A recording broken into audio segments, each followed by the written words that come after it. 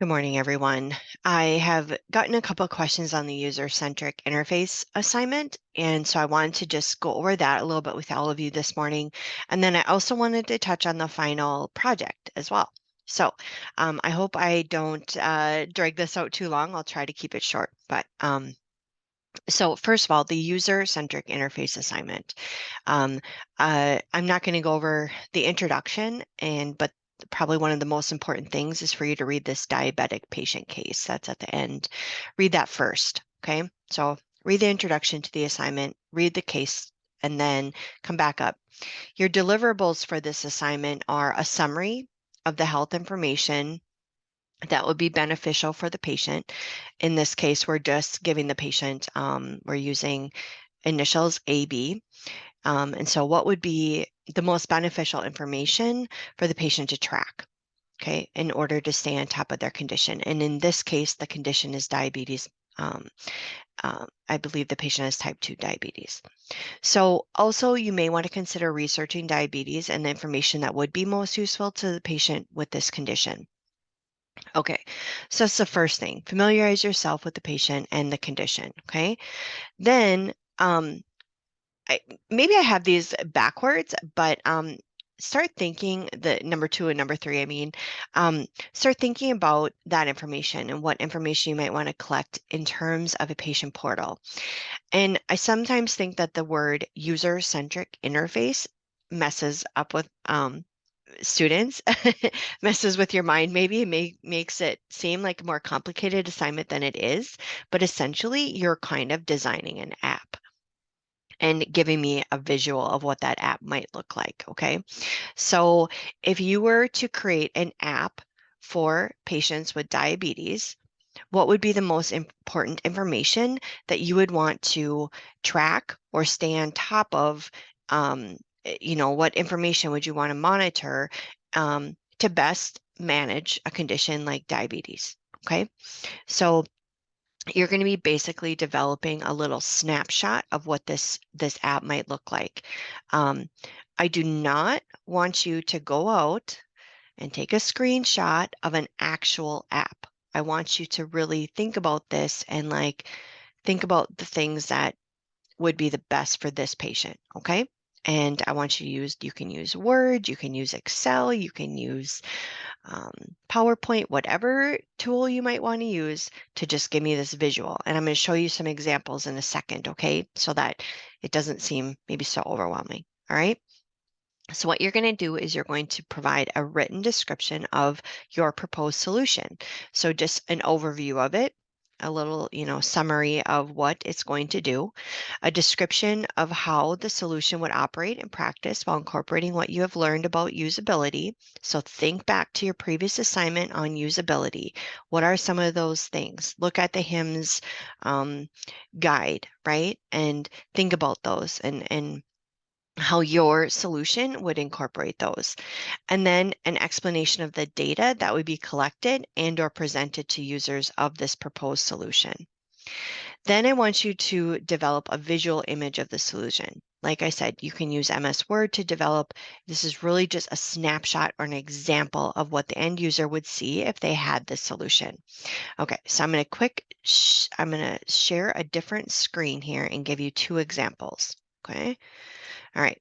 So I'm going to be looking over at my other screen here so I can kind of go through this. This one, and by the way, I'm not saying that these examples that I'm sharing with you are like the best that I've ever seen or the worst that I've ever seen. These are just examples, okay? So I don't expect you to copy them, obviously, but make them your own. And maybe you're thinking of something that these students didn't think of, okay? All right, but what they have submitted has been very acceptable. I will tell you that. Okay.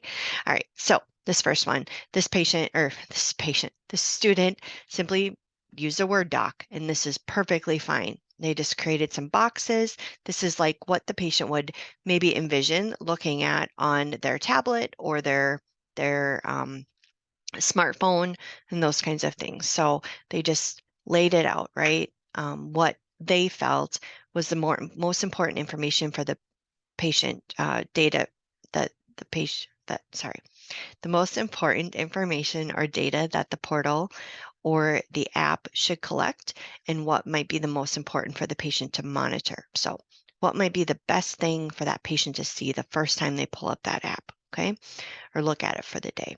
All right. Also consider this interface or this portal maybe interfacing with the hospital's EMR or the clinic's EMR. That might be another consideration.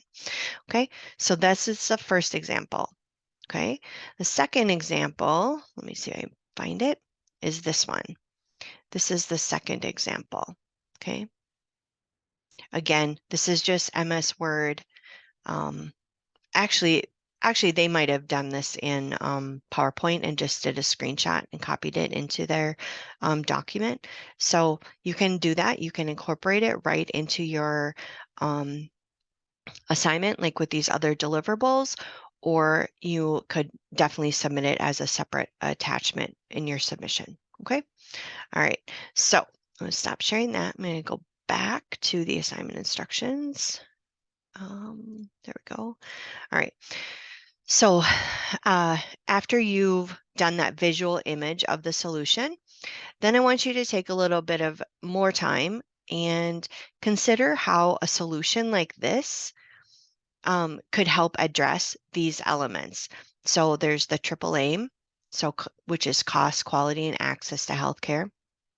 Health literacy. So how can a patient portal improve health literacy? Patient engagement. How can a patient portal improve patient engagement? And then personalized medicine. How can a patient portal help shift healthcare from reaction to prevention? Okay. This also might require you to do some research. Okay. Just make sure you're citing your sources. And then lastly, a lot of times, I'll be honest with you, probably 100% of the time, unfortunately, all of my students know somebody that has diabetes. And it doesn't have to be somebody with diabetes. Sometimes that's helpful, but if you could just find one person and just show them your proposed solution and just get some feedback from them. So what are their suggestions for improvement? What are some challenges they might give you that someone might be encounter when they're using your prototype? And then, and of course, any positive feedback, right? Okay, so that is the user-centric interface and portals assignment. All right, if you have any questions, please don't hesitate to email me, okay? Now let's switch gears. I'm going to close this because I don't want to get confused here. I'm going to start off with that final course project peer review assignment. The final course project, let me see, I can quickly pull that up maybe here.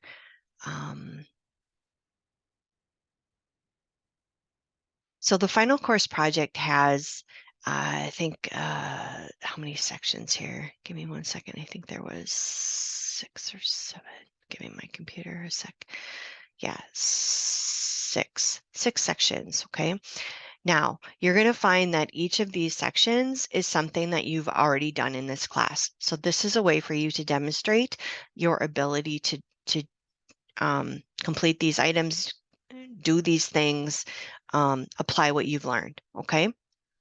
All right, so the first one is you're going to critique a manual medication administration flowchart. Actually, you know what? Yeah, hold on.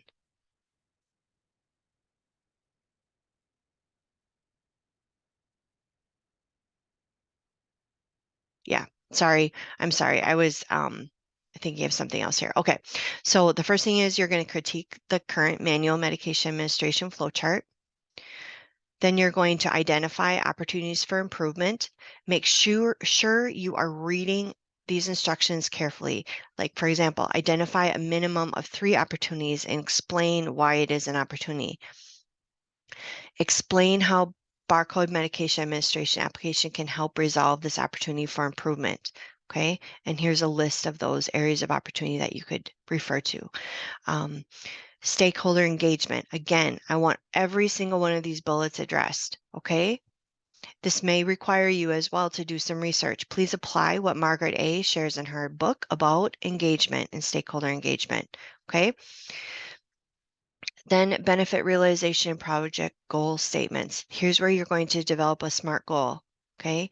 One project goal for the implementation of barcode medication administration.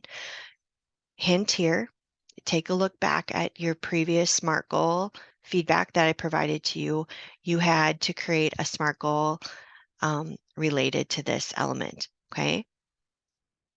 Also, in 2 to 3 paragraphs, predict or forecast how this organization might see benefit realization in the barcode medication administration implementation. Identify the outcomes that would need to be seen in order to realize the benefits to the organization, okay? Then you're going to redesign that workflow up above for BCMAR. Again, please use the workflow, the swim lane diagram process map for this, okay? So some of you, when you submitted the pass assignment on the swim lane, you did not put it in a swim lane format, okay? I want to see columns, I want to see rows. Either way, you can do it horizontal or you can do it vertical. I don't have a preference, but I want to see those columns with the stakeholders at the top or along the side, okay? If you need help with this, please reach out to me, okay? Then your communication plan, which we just had a discussion on. Again, address each column of the table for each key message, okay? And then lastly, provide a brief summary in which you describe your rationale behind each key message, okay? Make sure that you're addressing all of these elements, okay? Here's logistics as well, what I'm expecting, okay? All right, so let's talk peer review. So peer review, you're going to develop a draft of your final project, okay? And so what you need to do is you need to, sorry, I'm on the wrong instruction. Here's the actual instructions for the peer review assignment. So you're going to, here's an introduction. I'm not going to read that, but I'm going to go through the instructions. So what you're going to do is you're going to develop a draft of your final project, okay? Then you're going to turn that draft of your final course project into the peer review assignment submission area in Brightspace. I'm going to go there right now, and I'm going to show you where that is so that you know. So here's Unit 7. Here is your peer review assignment, and I have right here, submit your draft here. Okay, so you're going to submit that there. I hope you've seen who your partners are. Then what you're going to do is when you submit that, you're also going to then you're going to take that draft and you're going to email it to your assigned peer reviewer. And in that email, I want you to identify 2 sections from the peer review form, which is linked right here, that you would like your peer reviewer to focus on, okay? So then, as a peer reviewer, you're going to put that peer reviewer hat on and you're going to assess your classmates' assignment using the peer review form, okay?